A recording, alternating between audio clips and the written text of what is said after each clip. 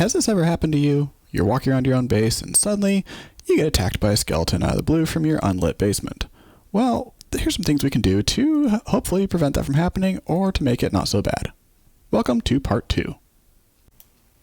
As this is part 2, we'll assume that you already have some basic infrastructure in your base, such as, a few chests, maybe an enchanting apparatus, some armor, some basic spells, and perhaps even some diamond stuff, either gear or tools. And if you have the gear, then you might as well upgrade to the, armor behind me here. But today we're going to start talking about basic base automation and tier 2 armor and tier 2 spells. So for tier 2 items, you're going to need access to the end, to the Nether, not the end. End is for chapter 3. For tier 2, you need Nether for blaze, specifically blaze rods, I believe. Yep. Blaze rods can be used to upgrade your gear. The tier 2 armor is going to be kind of just a straight upgrade. It's not going to improve the defense, but it is going to give you additional tiers and slots of your armor here.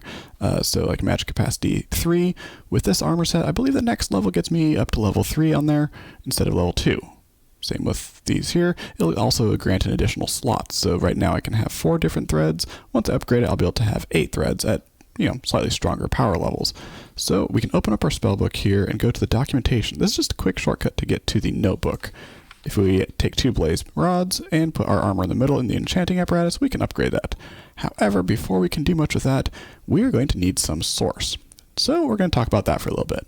In simplest terms, source is really just power. That's all it is. Same as any other, tech mod, source is just power. So in order to get source, we're going to need a generator. In this case, we call them source links. There's a few of them available. First is the agronomic. We also have volcanic, alchemical, vitalic, and mycelial. These each will generate source based off of a different fuel, we can call it. So agronomic source link will gather source from any tick growth. What that means, or growth tick rather, what that means is if it's sitting here at fully grown, it's not receiving random ticks in order to actually get source out of it. So you need to keep harvesting it. One thing to note is that Mage Bloom and the little source berries over there, they do grant additional source kind of as a bonus. So in order to get this, let's go ahead and make a, not alchemical, agronomic first. It's just going to be gold, wheat, and source gems. And let's just make one of these. We can make additional, but it really doesn't matter because the way it works is it looks in a very large sphere around it. I believe this is a 14 or 15 radius sphere, so quite a large range on this. And any growth that happens within this area, you'll see a little particle go up to it. Now right now we don't have it going anywhere. Our generator doesn't have a battery, so let's go ahead and make one of those as well. But this is of course a magic mod, not a tech mod. We don't call it a battery. Batteries are lame. We use magic. So we need to make ourselves a source jar, and that will take just some archwood slabs and some glass of any color, but just anything that is forged.glass. Let's grab ourselves some slabs here and make a handful of source jars. As you note, it is not a fluid. You can bucket it out of this, however, that's sort of an old deprecated system here, the source buckets. We've got better ways of moving it. I would honestly not bother with source buckets unless your pack for some reason thinks that it's important. Now, you may have seen a little sparkle there that just went from a crop up to the source link here, as well as that right there, which sent power from the source link to the source jar. Now, right now we're not getting a whole lot because, well, some of these are fully grown. Excuse me. Let's take things out of our hands here. Let's pick everything so that it's able to grow and get a little bit more source out of this. In fact, this field is a little too small. Let's fix that. And having planted a few more seeds here, you'll notice we are getting more source, because it is, remember, based off of just random ticks here for whenever they get a growth tick. So the more plants you have that are growing, the more growth ticks you can get. It's actually not a whole lot, to be honest. Agronomic source link is one of the weakest forms of source. However, it's very passive. In fact, you can just fully automate this by placing down a cactus and having something next to it to break it when it tries to grow, and you've got fully automatic source at that point. However, it's going to be just a very small trickle. This is currently at 4% of a jar, which is honestly not enough to do much of anything. Which then, of course, brings us to, well, what are we actually going to be using the source for? One of the best things that I'd recommend early on for using your source is placing down a ritual and using a tablet of harvest. Right-click that to get it started. It'll use source from a nearby jar, I believe within 5 blocks, And you'll notice there's lots of sparks here, which is, fancy. Let's go ahead and grab a chest, which I just had one over here. And we can get ourselves some automatic harvesting. So what will happen now is within this range, this ritual of harvest is going to just automatically start picking things and throwing them in the chest whenever they get fully grown. So we can watch it for a little bit and it will give us just a few items. Grow faster. Come on. So once items are fully grown in your crop here, the ritual will take just a little bit, but it'll quickly harvest it and throw it into the chest. Of course, it harvested it as soon as I opened the chest. Purely coincidental, it'll just harvest it whenever they're ready. So this is a really easy ritual to make early on. I really recommend it, especially for getting wheat. And the reason for wheat is something that'll help us fairly in the early game here is some wheat and some source berries. So I mentioned that source berries can be grown for the agronomic source, but they also are a very good food source. Not on their own, mind you, it's pretty pitiful for that. But if we get ourselves some wheat, and we can mix that with the source berries to make source berry rolls. These are actually really good. It's a decent amount of food, but you'll also notice it gives us a bit of mana regen. And of course, that can finally heal us from our incident with the skeleton earlier. The next item for automation around your base that I find honestly incredible and extremely useful are starbuncles. This little guy. Now you can find them out in the wild, and if you throw a gold nugget at them, you'll get a starbuncle shard. You can then use that and turn it into a starbuncle charm with just some gold ingots. They're pretty cheap, and I recommend carrying some gold nuggets with you pretty much everywhere to get as many of these as you can. I should also mention that in newer versions, you can actually get starbuncle shards from villagers. There's a new Ars Nouveau villager, so you can actually get these guys renewably without having to go scour around your landscape and steal every single one you find. Now, starbuncles have a number of uses. Their kind of primary use is you can link them to chests if you grab a Dominion wand, which is crafted with the apparatus, and you can say you need to store items in a chest. So if we place down, well, let's link them to one chest for now. Right-click you to store that you want to select the thing you're taking from, and right-click, in this case shift right-click since it is a chest, to tell it where to put things. So from yourself to the chest. Now if I throw some things on the ground here, he'll notice them, pick them up, and go bring them to the chest. Thank you. Cool, we have a nice little collection. Now I'm going to shift right click the entity now, in this case the Starbuncle, which will clear its whole inventory and memory and all that stuff. Or not inventory, I think it just continues holding on to something if I had it. But it currently has no job. Now what we're going to do is instead of just picking things up off the ground and putting them in this chest, we're going to do something a little bit more useful. And that is we're going to take from a chest and to yourself. And of course you'll notice that he hasn't actually done anything yet. It's taking from one location, but it's not sending anywhere. So we can then say from you to, well, you. And now it's going to go through, find every item that will fit, and start taking them one stack at a time until it fills up the complete output. Unfortunately, we have a lot of random stuff here that isn't really useful. So I'm going to stop you before you get too carried away here. And you can put that away. Thanks. Okay. You're empty. Thank you. We can actually take these guys and do something extremely useful with them. For that, we are going to need a mimic scroll. Mimic scroll is pretty simple. It is just a allow scroll plus a chest. An allow scroll is just a blank parchment plus a chest. Blank parchment is paper surrounded by mage bloom. Glad we got that thing auto-harvesting over there now. So, Mr. Starbuncle, what do you want to do with this mimic scroll? Well, there's several things we can do. If we have item frames, we can put them on chests here, and we can say, Mr. Starbuncle, you shall store items that are listed in the item frame. You can either do it with an allow scroll and manually enter everything one at a time, or what I find most useful is a mimic scroll. You can either put that in the item frame here, which will then say anything in that chest. You can take from your input chest and store it there. Or what we can do, which is a little bit easier, is just give him the mimic scroll.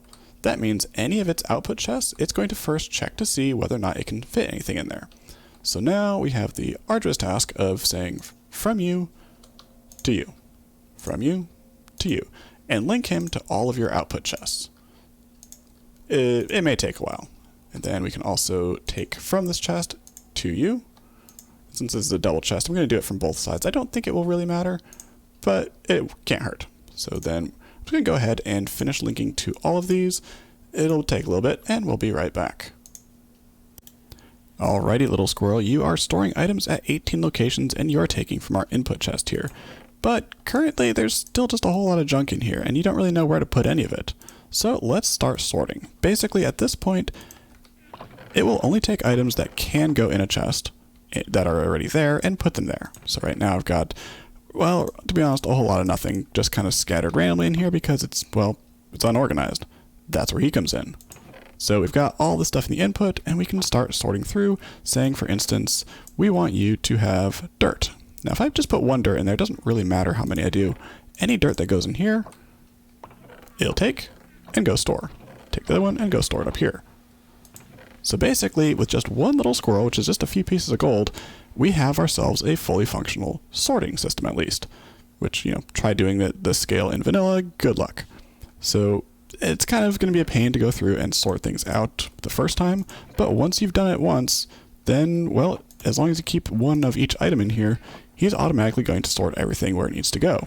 So whatever your system is that you'd like, if you want, ores in one chest, ingots in another, whatever you want to do, it's up to you really, but it can be very useful. For instance, let's do wood up in this chest here. Anytime there's an archwood planks here, he won't grab the stairs or slabs unless I put them in myself. But once there's one in here, he will recognize that as a valid output. So you can go ahead and do that, sort out all your stuff once, and you're done. Another thing that a Starbuncle is very useful for, especially early game, but actually throughout pretty much the whole game, is to have him automatically harvest things. So he won't be able to harvest these crops over here. The harvest ritual will take care of that just fine. But what it can do is automatically pick up source berries. We can just add a few of these around here. I should have some more in my inventory. There we go. And as long as it knows that it can put things in here, that's it. It's done. Anytime these things are fully grown, he'll go over and pick them, and then automatically store them in the chest for us. Thank you, little squirrel. Now, if you're paying attention here, you'll also remember this will just as easily give us source for the agronomic source link. But even better is it can give us source with the mycelial source link. The mycelial source link works by eating food, in this case, source berries. It'll eat just about any food, but anything made from source berries will have a bonus in addition to the amount that it gets from the actual saturation that it gives you, or rather hunger, I suppose. So we could, go through, automate getting some source berry rolls crafted up, or pie or something, but quite honestly, these source berries alone, if you feed those to a mycelial source link, that is probably one of the easiest and simplest ways to make power. So agronomic source link, you're kind of slowly getting a jar here. You've got 45%. Let's see if the little berry field here can, beat that. So about the easiest way to be able to automate this is simply have your output chest here where the Starbuncle is told to store things, and at some point he'll pick up this berry. Get to work. Thank you. Once that is, chest here, I like to just break out a small area right here, give ourselves a mycelial source link. Why are you in there? I need to place a block. Yes, hop out. Here's a berry. Go get it. Thanks. Okay, as I was saying, arcane pedestal next to it because you can toss items onto here, and it will of course eat it. It's within a 3x3 area, or the easier way is with a pedestal, because a pedestal can be automated with just a hopper. This means he's just going to say, okay, I'm going to store berries in here. Cool. Berries are going to get eaten by the mycelial source link, and let's give ourselves a jar so it has somewhere to put that power. And we're already at 5%. Not too bad. A stack of source berries gets about 42% of a jar, which isn't too bad considering this is automated. This is done. Congratulations. One thing that we can do to help this is remember how item frames will work for sorting over there. We can do the same thing over here by simply getting an item frame and sticking it out of the chest. So item frame goes right there, berry goes into it. You now know that only berries shall go into this box. So if I were to drop, say, some dirt here, he's not going to do anything. Even though you can see that that's an item he can pick up, since he does not have an output location for dirt, he's not going to bother with it. So basically, we're just going to take these berries. I'm going to get a few more around here. It can see within 10 blocks of itself whenever there's any berry that needs to be harvested. So just a small field like this will actually last you quite a while. So now that we have a little bit of power in our base, it is time to move on to tier 2. So we need the Nether. Now, of course, you could do the whole thing where you take a bucket at a time and, cast a nether portal. You could do that, or you could, be a wizard. So we're going to start our wizarding journey here by turning our lava magically into obsidian, because why not? It's what wizards do, right? So one thing we can then do is we can take our fancy break spell and nothing. The regular break spell has a digging capability or power level, whatever you want to call it, of an iron pickaxe or iron axe or iron shovel or iron whatever, iron level tools. To get to the next tier of a diamond tool, we are going to need to get ourselves a modifier, and that is amplify. Now, amplify is just a single diamond pickaxe, so it can be a damaged one or a full one. Toss you on and get our glyph of amplify. Once that's done, thank you. Right click to learn, and now we can take our touch break spell and turn it into a touch break amplify spell. Now you may also want to add pickup on this. It's another modifier, or it's another effect, but you shouldn't really need it for something like this. So let's go ahead, go down here, and now you can go through and extremely quickly break obsidian. Good luck trying to do that with a diamond pickaxe this fast. Yeah, break spell, one of the best spells in the game. And now that we have our amplified break spell, we should also point out that, well, if you're using it for things like chopping down a tree or breaking stone or dirt, you're really just wasting your mana at this point. Amplify is a rather expensive glyph. I believe it's about 80 mana, whereas break alone is, I think, 5. So it's a considerable increase in mana cost for really no effect compared to just breaking things with a regular break spell. So honestly, I would not put an amplify on there unless you are specifically trying to get obsidian or netherite for that matter. Those are, I think, about the only things in the base game that are going to need a higher level break, but in case your pack has some differences, I wouldn't bother with amplifying it really unless you are specifically getting obsidian. Let's go ahead and make our nether portal here, right click to learn our glyph of ignite, and make ourselves a new spell. Touch ignite is exactly what it says on the tin. You can ignite things. It is magical flint and steel. So let's go ahead and see what we have in the nether. Now, the nether, of course, is never going to be fun, but we can do something to make it a little bit easier ourselves. For instance, we still have our self-leap spell, which is very good for traveling. In fact, what we may want to do is we can take our new amplify glyph there, and we can amplify it a little bit. Of course, that will use more mana, but hopefully you can do this without falling into lava. Once you have a little bit of mobility in here, you can try to find your way around. Right now, we are, of course, looking for a fortress. You're going to need some blaze rods for the next step, so let's see if we can find something without falling in lava. And of course, our amplified glyph can come in handy here as well. Projectile harm, you can be amplified as well. So let's go ahead and do that, and that will give us a little bit more damage on here at the cost of more mana. But I believe I see on the map here, yes, we have ourselves a nether fortress. So now we need to, survive. So we have our blazes over there. One thing that may come in useful here is a pickup glyph. Your standard attack spells are not really going to do much once it kills them. Items just going to fall straight to the ground, or in this case, into lava. So let's get ourselves a glyph of pickup, and that will make things a little bit easier. At the cost of just 2 hoppers here in the scribe table, as well as 3 levels of experience, get ourselves a pickup scroll, or pickup glyph rather, and let's stick that on the end. What this will do is kind of like it says. Projectile, it's going to shoot something, that'll hurt something, and if there's anything left, it'll pick it up. Item pickup also has a little bit of area effect on it, as well as the ability to pick up experience orbs for the player. So let's see if we can get down here without going splat, which we might be able to do. Looks like there's actually a blaze spawner directly under me too. So let's do this the magic way, which is we simply jump and leap right at the ground. That will reset our fall damage again, and means that that fall didn't actually hurt us as much as it should have, because we only fell from, well, about 4 blocks instead of, 20. And once you have a good supply of blaze rods, while you're still in the nether here, you probably want to pick up some nether quartz as well, because the tier 2 spellbook is going to need blocks of quartz, blaze rods, diamonds, which you can get from overworld, obsidian, which we got in order to get to the nether here, but you're going to need that quartz. So let's grab a little bit more here, some right by my portal, and that should be enough to get ourselves started. So while I am keeping this as a primarily vanilla Ars Nouveau, I do want to make a quick mention of an add-on here. Ars Instrumentum does have a charm of numeric mana. Now I mention that because I want to make a little point here. By default, there is no numbers here. mana bar is just a mana bar. There's no numbers there. It doesn't mean anything. There are, of course, numbers behind the scenes. If we get ourselves a Charm of Numeric Mana, we can now actually see that, and you can see we have 414 mana, which is kind of a random number, but we'll get there in a moment. So one thing that I want to show is the spellbook. When we upgrade this, so I can hit U on this, it looks like we're missing some diamonds. Let's go ahead and grab some of those and make ourselves our tier 2 book. We had 414, and we still have apparently 414. So that's all cool. What we can do though is, there we go. I thought I was supposed to update.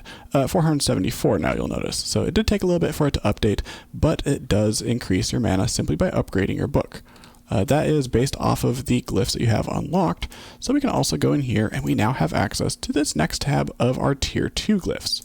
Now we've only learned a few, just a small handful of our tier 1 glyphs, just kind of what I've needed to show you some things. But tier 2, I think, is where this mod really shines. And that is, there's a whole lot of things in here that'll make your life easier. AoE increases the area of effect. So mining spells, instead of digging a single block at a time, you can dig up to a 9x9 of blocks at a time. Some add-ons here, chaining from too many glyphs is your basic vein miner, very useful. Fortune uses a rabbit's foot, which is a little more difficult to find, of course, early game, but extremely useful. By default, this will stack up to level 4. So you can have 4 Fortune on there, which is going to be higher than your vanilla Fortune 3 pick. It's worth also noting that Fortune is the same as looting. So whether it's Fortune on a tool or looting on a sword, Fortune in the spell form is going to be your best friend. Other notable honorable mentions here are Grow, because it's exactly what it says on the tin. It will cause things to grow. Fell will chop down an entire tree, similar to Vein Miner. Explosion, yeah, we don't need to explain that one. Let's see, Crush is another very useful one. This one can be working to get us some sand. So it can make things that are normally not renewable in vanilla, such as gravel and sand. I guess gravel's renewable, but you can crush things into the next form.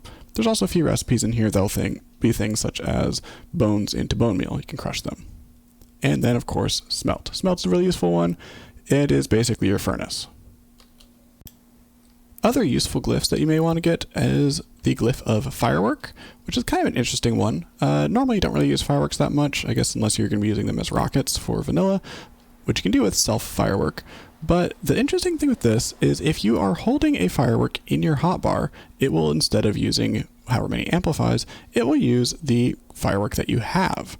So you can do something like create a 7-star firework from vanilla, which if you hit a mob with a firework glyph here, which costs about 10 mana, it will hit them with a 7-star glyph, or a 7-star rocket, which is worth about 19 damage. So not too bad for an extremely cheap spell.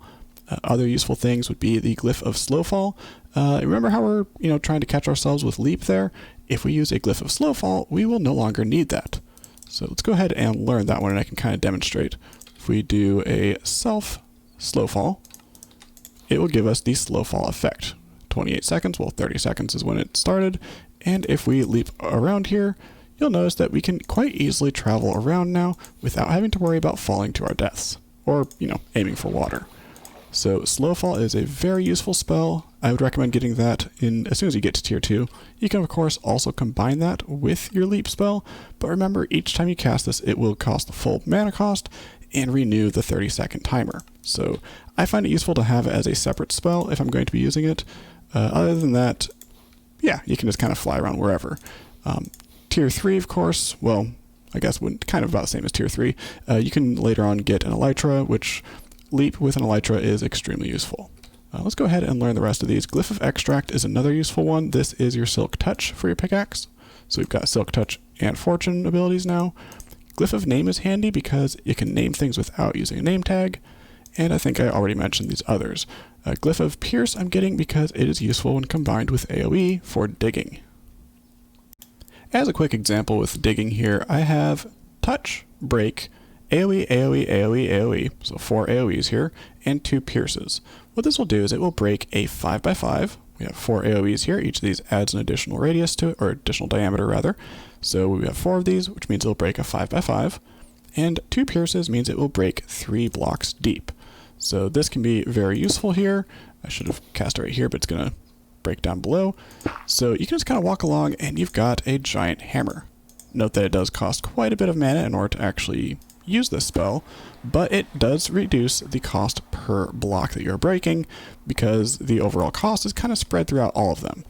So let's get ourselves a little bit of light here. And we can see that it is an extremely useful digging spell. We may want to put extract on it or fortune to be able to get the iron ore here, for instance. But in the meantime, this is really good for quarrying out large areas. Well, we went to the Nether to get ourselves some blaze rods here. Let's go ahead and upgrade our armor, and you'll notice it did take 25% of our jar. This was 100%. Each of these for the tier 1 to tier 2 upgrade will take a quarter of a jar. So luckily we've got this automated here already. The source berries over here are working hard. We've got quite a lot of source. Let's go ahead and get our stuff. Now if we hold shift, we can see the while on body here. Before, we only had 1 armor, 30 max mana, and 1 mana regen on our sorcerers, the light armor. So here we have, the armor didn't change, but we did get 60 max mana and 2 mana regen. So this is a decent upgrade just for getting a few blaze rods and getting our armor in there. We can upgrade our max mana. We're currently at 591. Actually, if I can compare it here, 669 with that. And once we get you back, thank you, equip that, we're now up to 747. Not too bad compared to where we were not too long ago. You'll also notice we have extra thread slots here. Magic capacity is now level 3, and we have extra slots. So let's go ahead and finish upgrading the rest of this armor. Something worth mentioning is with the sorcerer's gear, the light armor, because at level 2, at tier 2 here, you access a couple of the level 3 slots. This is actually extremely useful because with these others, you won't be able to get that until you've gone to the end to upgrade those further. But what this allows us to do is it gives us access to 2 threads we normally wouldn't have. Thread of Undying, which is a totem of Undying that will recharge when you sleep, and a thread of Gliding, which is Elytra. So I'm going to go ahead, I took off the spell capacity, and I'm going to put some thread of Gliding on this one, and the legs, we're going to put the thread of Undying. You go there, you go there. We can also then put, we have access to a couple level 2 slots here as well. But if we take our flight spell here, we now have an unbreakable elytra, which will never take durability. So your armor here is going to be self-repairing anyway, but the flight does not drain the durability. So you have an unbreakable elytra now. Not too bad. Of course, it does require the end in order to get the elytra to begin with, because the thread of elytra does, of course, cost 1. Yep, you need that. But it's really useful to have this, especially on kind of early game stuff, if you can get the sorcerer's stuff, since it gives you access to something a little bit stronger. The thread of Undying, of course, naturally will cost a totem of Undying itself. Well, there is one last thing I'd like to cover in this episode, which admittedly didn't actually exist when I started filming this about a month ago. I started this and then we switched servers, and the whole server pack here that I'm playing on changed. This is single player, and yeah, long story. Anyway, the last thing I want to show is a brand new item, and that is the Bookworm lectern. As you may recall, the Bookworm used to be a automation thing, kind of similar to a spell turret. A couple spell turrets set up over there, but what happened is, well, basically they just got overshadowed by spell turrets. You can do just about anything with these things. Any spell you can cast, they'll be able to cast. And so the Bookworm kind of got overshadowed, and along with that is it got a new job. So I'm going to put you right here. Cool. Storage lectern. Yes, bookworms are now a storage system, very similar to like applied energistics, or actually probably more along the lines of Tom's Simple Storage. What you can do is you can create a tablet of awakening. This is the same tablet used for a few other things, such as amethyst golems and the archwood wheeled walkers, which are basically just a kind of like a guardian. Right, Zig, you need to right click it. There we go. Tablet of awakening. So before you activate it, what you need to do is toss on books and quills. Every one you toss on is going to become a bookworm. Go ahead and right click that to start the crafting, and it'll start throwing out these bookworms. So once these are done, ritual finish, and we can go inside and take a look at what's going on.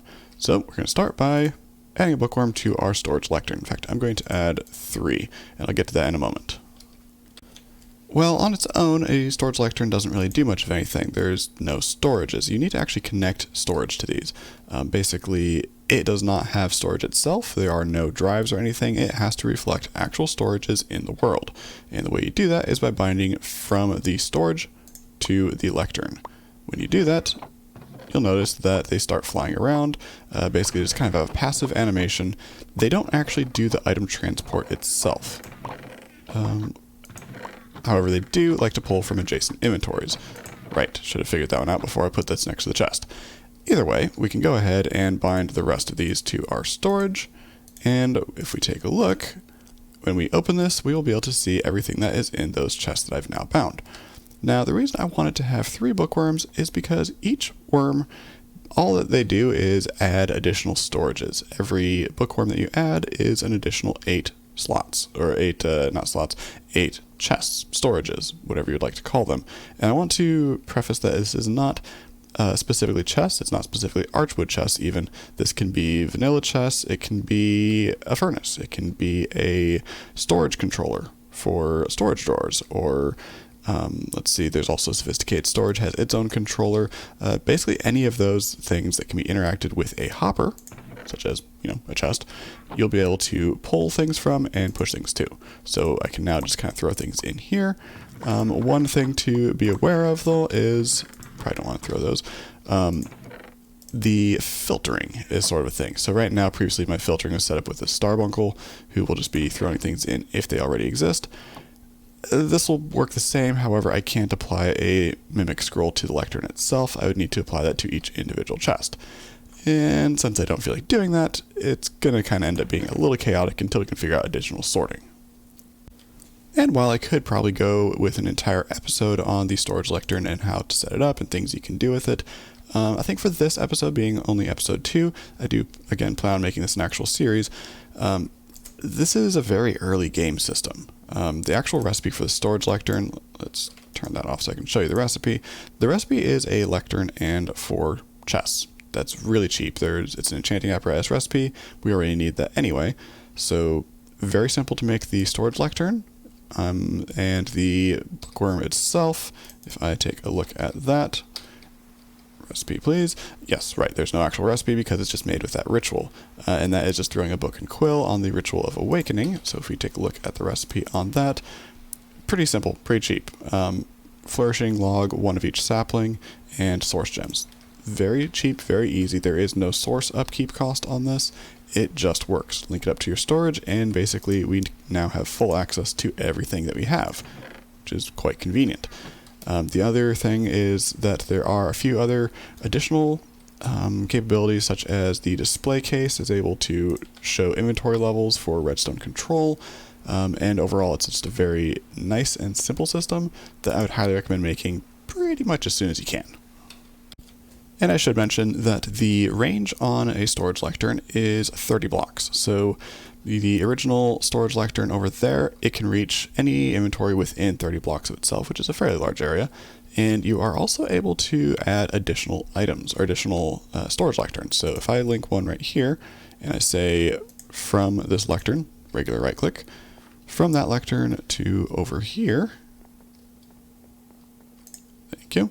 It will link that up and I'll be able to access my inventory from over here.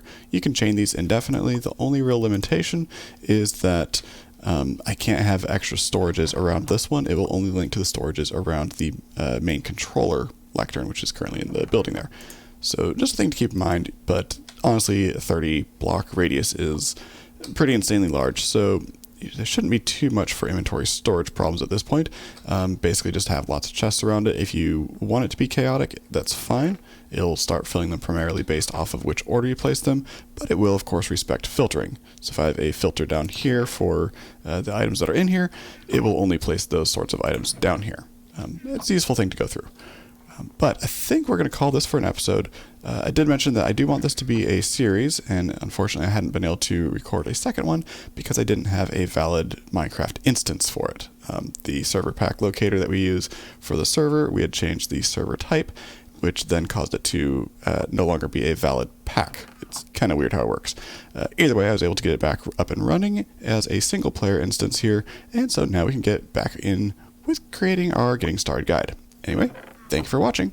Bye-bye.